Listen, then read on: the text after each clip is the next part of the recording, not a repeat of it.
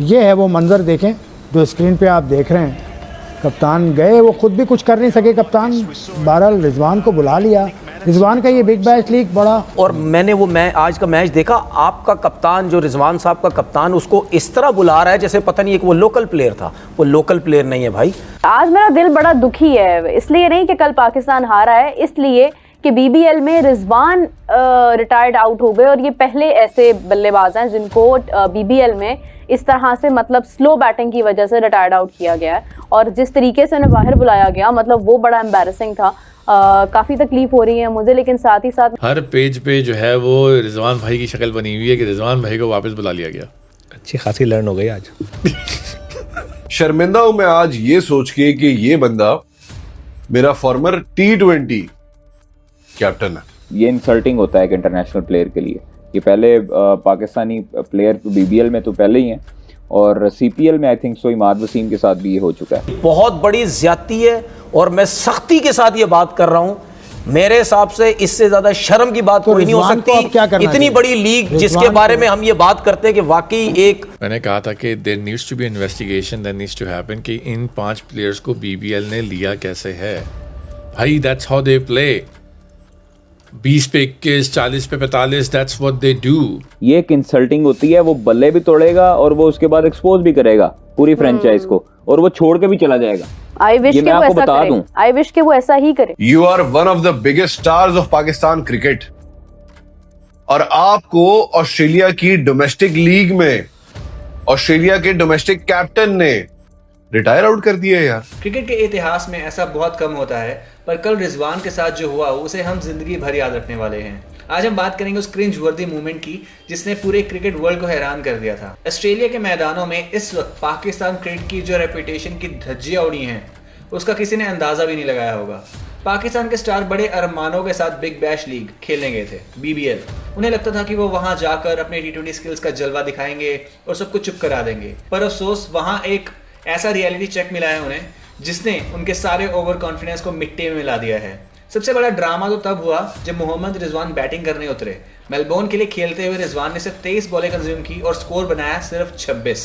आजकल की T20 era में जहां 200 का स्ट्राइक रेट नॉर्मल हो चुका है, वहां ऐसे टेस्ट मैच इनिंग देखकर मेलबर्न के कैप्टन का पारा हाई हो गया। इनफैक्ट रिजवान से ज्यादा तेज तो विराट कोहली अपने नॉर्मल ओडीआई मैचेस में खेल लेता है। कैप्टन इतने ज्यादा अनॉयड हो गए थे कि उन्होंने वेट करना मुनासिब नहीं समझा और रिजवान को बीच मैच से रिटायर्ड आउट करके वापस बुला लिया। इमेजिन करिए, एक इतने बड़े प्लेयर को फील्ड से इसलिए हटा दिया जाता है क्योंकि वो टीम पर बोझ बन रहे थे। ये रिजवान के कैरियर का सबसे बड़ा एम्बैरेसिंग मोमेंट था। अब इस इंसल्ट के बाद पाकिस्तान मीडिया में जो हाई वोल्टेज ड्रामा चल रहा है और वहां के एक्सपर्ट्स कैसे आग बबूला हो रहे हैं, चले देखते हैं इस वीडियो में। उसके अलावा सर बहुत कुछ हुआ आपके बीबीएल में भाई। ओए होए बीबीएल ने तो आज जो है वो न्यूज़ में तबाही मचा दी। सुबह से हर पेज पे जो है वो रिजवान भाई की शक्ल बनी हुई है कि रिजवान भाई को वापस बुला लिया गया। अच्छी खासी लर्न हो गई आज। मतलब मैंने तो यहाँ तक कहा है, हमारे पिछले पॉडकास्ट में अगर आप देखें, मैंने कहा था कि there needs to be investigation, there needs to happen कि इन 5 प्लेयर्स को बीबीएल ने लिया कैसे है भाई। That's how they play. 20 पे 21, 40 पे 45, दैट्स व्हाट दे डू। तो आप उसको बुला के मतलब like what did you show. और सुनने में आया Rizwan is actually very unhappy with the management because of all the bad news that came along with it. ये तो होना था, मतलब ये तो बहुत हमारे यहाँ होना चाहिए था, ये हमारे कभी नहीं। एग्जैक्टली मैं यही कहने वाला था अभी आपसे कि ये हमारे यहाँ होना चाहिए था। आप सोचें कि सलमान यूँ करता कि भैया वापस आ जाओ। वो कहता सलमान घर जा बेटा। सलमान को तो वहाँ से बोलता रुक जा भी 5-10 मिनट। सलमान को बोलता तू निकल यहाँ से। हाँ भाई वेरी एम्बैरेसिंग, वेरी एम्बैरेसिंग। और यही बात हम लोग को काफ़ी सुनने को भी मिला है इन बातों पे। मेरे ख्याल में ये बहुत ज्यादती हुई है उसके साथ, मेरे हिसाब से। कप्तान के साथ या रिजवान के साथ कप्तान के साथ किया उसने। तो हो सकता है उसने क्या किया आके भाई, उसने तो सोचा ना अपनी टीम के लिए सोचा। गलत सोचा ना टीम के लिए। क्या सोचा? टीम के लिए सोचा, रिजवान के लिए क्या सोचा? जब वो उसने रिजवान को बुलाया तो सिर्फ 1 ओवर तो बाकी था, 2 ओवर बाकी था, 1 ओवर बाकी था, 18 को एक या कुछ बॉल 17.5 पे बुलाया था। 2 ओवर बाकी था बिल्कुल।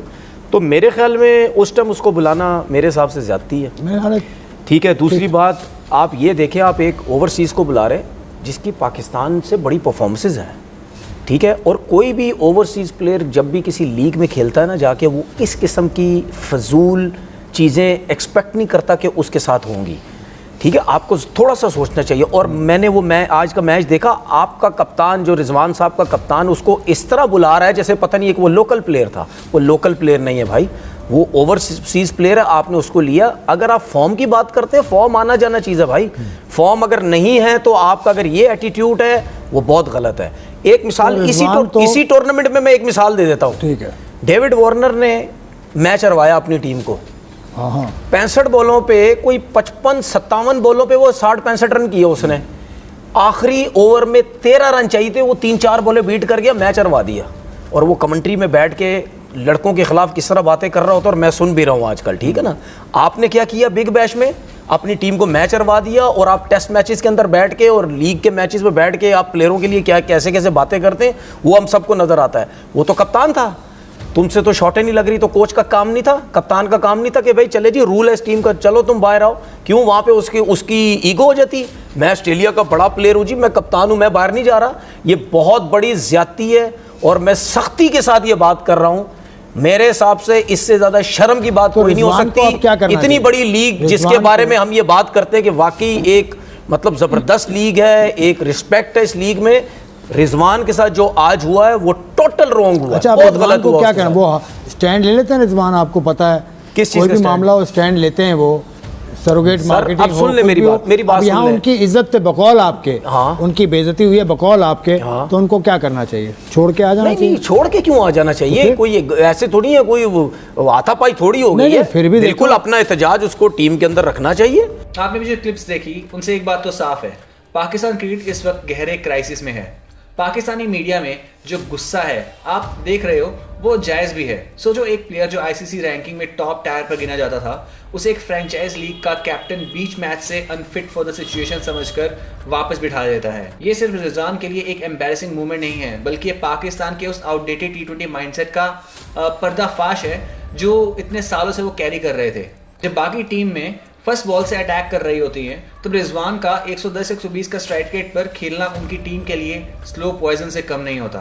असल प्रॉब्लम तब शुरू होती है कि जब आप ऑस्ट्रेलियन पिचेस पर बिना किसी इंटेंट के खेलते हो। वहां की बाउंसी और फास्ट ट्रैक पर आपकी टेक्निक्स एक्सपोज ही हो जाती हैं। मेलबर्न के कैप्टन ने जो डिसीजन लिया वो शायद काफी लोगों को रूड लगे, पर मॉडर्न डे क्रिकेट में ऐसी बोल्ड मूव्स ही मैच को जितवा सकती हैं। अब सवाल ये है कि क्या पीसीबी, पाकिस्तान क्रिकेट बोर्ड, इस इंसिडेंट से कोई लेसन लेगा, कोई सीख लेगा? हम देखते हैं कि कैसे इंडिया में विराट कोहली और रोहित शर्मा ने अपनी गेम का 2.0 वर्जन में ट्रांसफॉर्म करके ताकि वो मॉडर्न T20 मैच में खेल सकें, अब इतनी इंप्रूवमेंट लेकर आए हैं वो। लेकिन यहाँ तो ऐसा लगता है कि जैसे पाकिस्तान बैटर्स अभी भी 90s वाली वही टुक क्रिकेट बैटिंग खेल रहे हैं। अगर यही एटीट्यूड रहा तो आने वाले बिग टूर्नामेंट्स में इनका हाल और भी बुरा हो सकता है। अब आपकी बारी है, आपको क्या लगता है, क्या मेलबर्न के कैप्टन ने जो रिजवान को रिटायर आउट करके उसकी इंसल्ट करी या फिर करेक्ट टैक्टिकल मूव था? आपको क्या लगता है? नीचे कमेंट सेक्शन में जरूर बताइए। अगर आपको वीडियो अच्छा लगा हो तो वीडियो को लाइक एंड चैनल को सब्सक्राइब करना मत भूलना। जय हिंद।